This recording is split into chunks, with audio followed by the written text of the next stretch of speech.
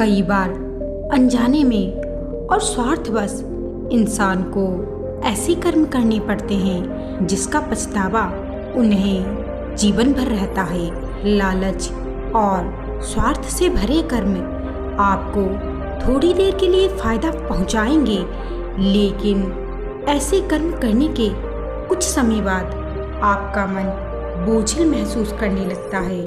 दूसरों को सताकर तथा दूसरों को दुख पहुंचाकर और दूसरों से लाभ हासिल करके आपका जीवन कभी सुखी नहीं बन सकता।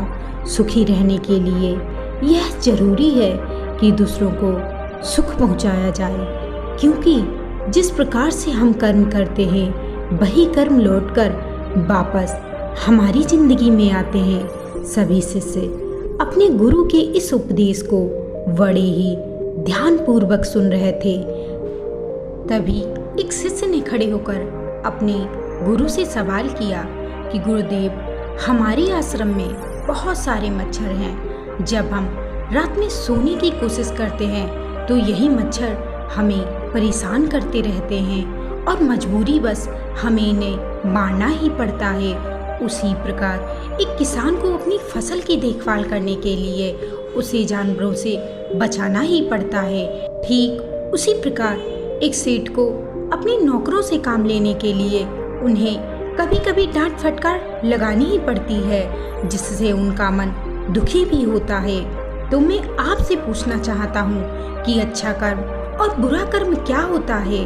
अर्थात हम उन मच्छरों को नहीं मारेंगे तो वो हमें सोने भी नहीं देंगे। उसी प्रकार कुछ जानवर ऐसे भी होते हैं जिनसे हम इंसानों को खतरा होता है। अगर इंसान उनको नहीं मारेगा तो वो इंसानों को मार डालेंगे।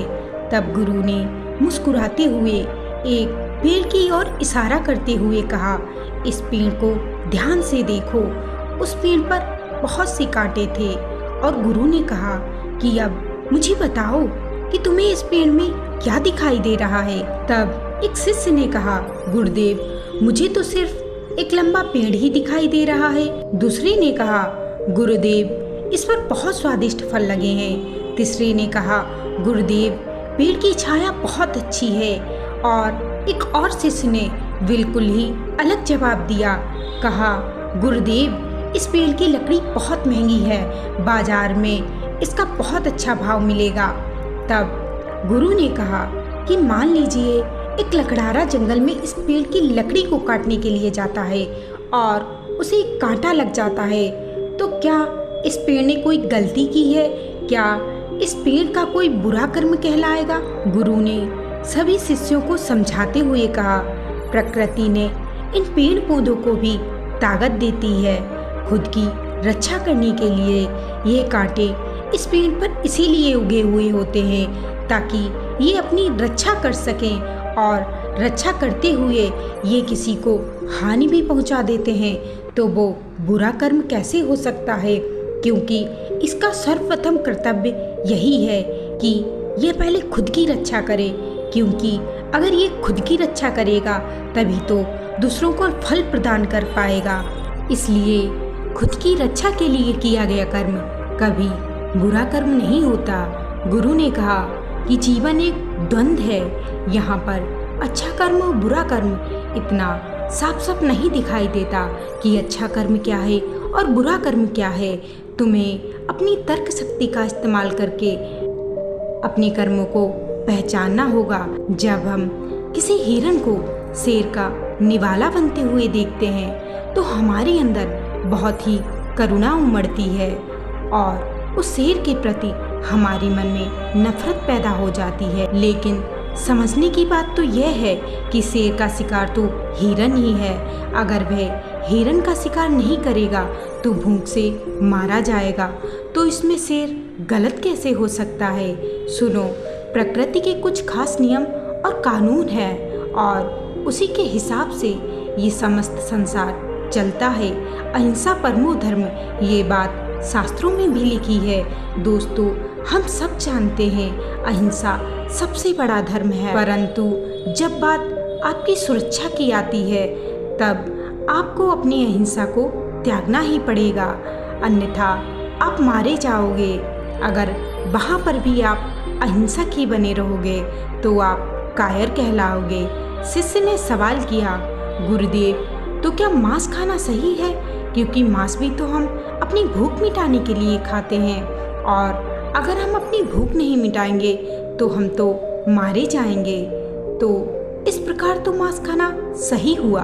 गुरु ने कहा, शेर के लिए मांस खाना सही हो सकता है, परंतु हमारे लिए नहीं, क्योंकि उस शेर के पास कोई विकल्प नहीं है और हमारे पास विकल्प ही विकल्प है। हम सिर्फ अपने स्वार्थ के लिए मांस खाते हैं और असहाय जीवों की हत्या करते हैं। तो बताओ, ये कैसे सही हो सकता है? हाँ, तुम्हारे लिए मांस खाना सही हो सकता था अगर तुम्हारे पास कोई दूसरा विकल्प नहीं होता, लेकिन अभी तुम्हारे पास तो विकल्प ही विकल्प है। गुरु ने अपनी सभी शिष्यों को समझाते हुए कहा कि हम हमेशा गलत कर्म करते हैं, लेकिन जिस दिन हमारा गलत कर्म पकड़ा जाता है तो हमारे पास कोई ना कोई बहाना होता है जिससे हम अपना गलत कर्म छुपा सकें। जिस तरह तुमने मच्छरों को मारने की बात कही, तुम दूसरा विकल्प भी तो चुन सकते थे। तुम सोते समय मच्छरदानी का प्रयोग कर सकते थे, जिससे तुम्हें उनकी हत्या भी नहीं करनी पड़ती और तुम आराम से सो भी पाते। अगर सही तरह से बुद्धि का प्रयोग किया जाए तो तुम्हें कभी गलत कर्म करने की आवश्यकता नहीं पड़ेगी। तुम्हें हिंसा करने की कोई ज़रूरत नहीं होगी। और शेर एक जानवर होता है, उसके पास बुद्धि बल नहीं होता, उसके पास कोई संसाधन नहीं होता, इसलिए उसकी मजबूरी हो जाती है हिरन को मारकर खाना। परंतु हम इंसानों के पास बुद्धि बल भी होता है और संसाधन भी होते हैं, जिससे हम कर्मों का चुनाव कर सकते हैं। गुरु ने अपने शिष्यों को आगे समझाते हुए कहा, आपका कोई भी बहाना आपके गलत कर्म को सही नहीं कर सकता। सेठ अपने कारीगरों से प्रेम से भी काम ले सकता है, लेकिन अहंकारवश अपनी सत्ता को स्थापित करने के लिए वो अपने कारीगरों पर डांटता है और फटकारता है और दूसरों को ये तर्क भी देता है कि मेरा यही काम है और मेरी ये मजबूरी है। गुरु ने अपने शिष्यों को फिर समझाया कि कभी भी अपने गलत कर्म को सही करने का प्रयास मत करो, ये अहंकार का रूप होता है।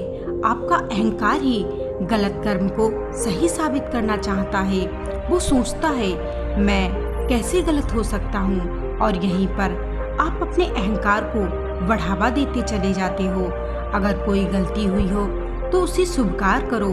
जब तुम किसी गलती को अपने मन से स्वीकार कर लेते हो तो वो गलती भविष्य में ना होने के चांस बहुत ज़्यादा होते हैं। गुरु ने कहा, हम इंसान गलतियों का पुतला ही होते हैं।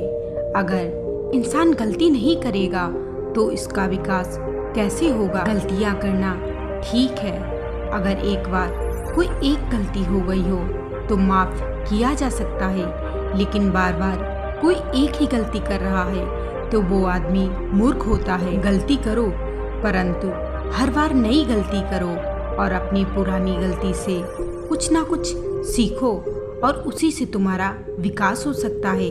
गलतियों से आप में अनुभव आता है और जितनी गलतियाँ उतनी आपकी बुद्धि तेज होती चली जाती है। अतीत का बोझ अपने दिल पर मनुष्य को नहीं रखना चाहिए, क्योंकि उसका दिल बोझिल हो जाता है और वो पूरी उमंग और उत्साह के साथ कोई काम नहीं कर पाएगा। अगर आपने कभी कोई गलती नहीं की तो आपका विकास भी कभी नहीं हो सकता। इसलिए गलती करना भी जरूरी है और उनसे सीख लेना भी, क्योंकि हर गलती हमें कुछ ना कुछ सिखाती है।